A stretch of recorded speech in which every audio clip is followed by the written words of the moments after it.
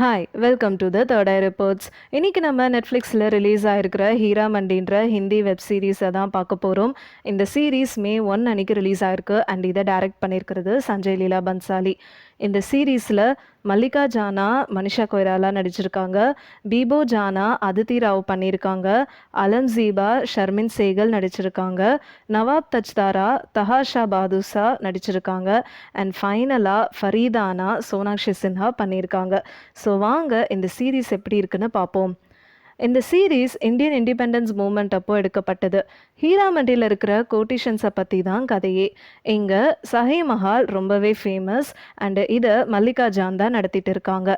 இவங்களுக்கு 2 பொண்ணுங்க, பீபோ John and அலம்சீப். பீபோ John already கோட்டிஷனாக தான் இருப்பாங்க அண்ட் மல்லிகா ஜான் அவங்களோட இன்னொரு பொண்ணான அலம்சீபையும் கோட்டிஷனாக மாற்றணும்னு பார்க்குறாங்க. ஆனால் அலம்சீபுக்கு ஒரு போயட் ஆகணுன்றது தான் ஆசை. அது மட்டும் இல்லாமல் நவாப் தஜ்தாரை லவ் பண்ணுறாங்க. இதை மல்லிகா ஜான் அக்செப்ட் பண்ணிக்கல. இன்னொரு பக்கம் ஃபரீதான் மல்லிகா ஜானை பழி வாங்கணும்னு வெயிட் பண்ணிட்டு இருக்காங்க. யார் இந்த ஃபரீதான்? இவங்க எதுக்கு மல்லிகா ஜானை பழி வாங்க பார்க்குறாங்க? மல்லிகா ஜான் அவங்க 2வது பொண்ணை கோட்டிஷனாக மாற்றினாங்களா இல்லையான்றது தான் இந்த சீரீஸோட மீதி கதையே. இப்போது இந்த சீரீஸோட ப்ளஸ் பாயிண்ட்ஸை பார்ப்போம்.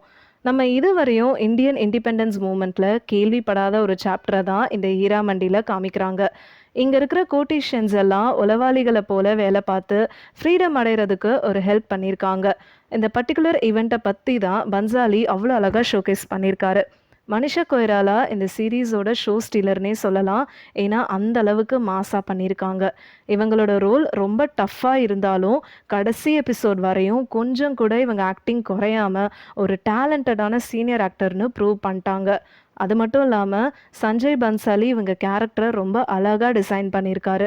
சோனாக்ஷி சின்ஹாவும் சும்மா சொல்லக்கூடாதுங்க, ரொம்ப ஃபென்டாஸ்டிக்காக ஒரு சூப்பர்பான வில்லனாக நல்லா பண்ணியிருக்காங்க. இது போக அதித்தி ராவ், ரிச்சா சத்தா, சஞ்சிதா ஷேக் அண்ட் தஹாஷா பாதுஷா எல்லாருமே அவங்க கேரக்டருக்கு ஏற்ற மாதிரி ரொம்ப அழகாக எக்ஸிக்யூட் பண்ணியிருக்காங்க. கடைசி 4 எபிசோடில் இருந்து தான் கதையே நல்லா சூடு பிடிக்குது. இப்போது இந்த சீரீஸோட மைனஸ் என்னன்னு பார்ப்போம். சஞ்சய் லீலா பன்சாலினாலே நமக்கு ஞாபகம் வர்றது அவரோட கிராண்ட் செட்டிங்ஸ் அண்ட் ஸ்டன்னிங்கான காஸ்டியூம்ஸ் தான். இந்த சீரீஸ்லும் அதே தான் இருக்குது. பட் ரொம்ப கிராண்டாக காமிச்சனால நரேஷன் அந்த அளவுக்கு இல்லைன்னு தான் சொல்லணும். பன்சாலி ஒவ்வொரு ஃப்ரேமுமே ஒரு பெயிண்டிங் மாதிரி இருக்கணும்னு சொல்லிட்டு சீரீஸை கொஞ்சம் டேமேஜ் பண்ணிட்ட மாதிரி தான் இருக்குது. ஃபஸ்ட்டு 4 எபிசோட் தேவையில்லாமல் இழுத்துட்டு போகிற மாதிரி இருக்குது.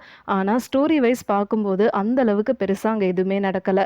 நிறைய சீன்ஸ் வந்துட்டு நம்மளை ரொம்ப பொறுமை சோதிக்கிற மாதிரியும் இருக்குது. ஒரு சில சப் பிளாட்ஸ் கொஞ்சம் கூட மெயின் ஸ்டோரிக்கு கனெக்டிவிட்டியே இல்லாமல் கொடுத்துருக்காங்க. ஷர்மின் சேகலை இவ்வளவு பெரிய இம்பார்ட்டன்ட் ரோலுக்கு சூஸ் பண்ணியிருக்கிறத பற்றி கொஞ்சம் யோசிச்சிருக்கலாம்.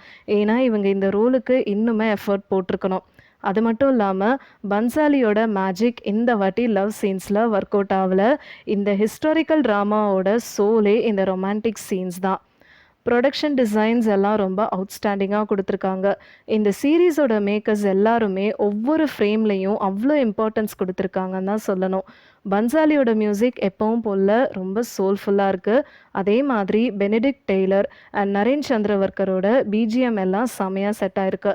சுதீப் சாட்டர்ஜி, மகேஷ் லிமையா, ஹோன்ஸ்டாங் மொகபத்ரா அண்ட் ராகுல் தர்மனோட சினிமாட்டோகிராஃபி ரொம்ப பக்காவாக இந்த சீரீஸ்க்கு செட் ஆயிருக்கு. காஸ்டியூம்ஸ் அண்ட் ஜுவல்லரியை பற்றி சொல்லவே வேண்டாம். அதை அப்படியே நம்மளை கண்ணு பறிக்கிற மாதிரி தான் கொடுத்துருக்காங்க. விஎஃப்எக்ஸ் ஒர்க்கு ரொம்ப சாட்டிஸ்ஃபைங்காக இருக்குது அண்ட் இந்த சீரீஸ்க்கு பன்சாலி தான் எடிட்டர்.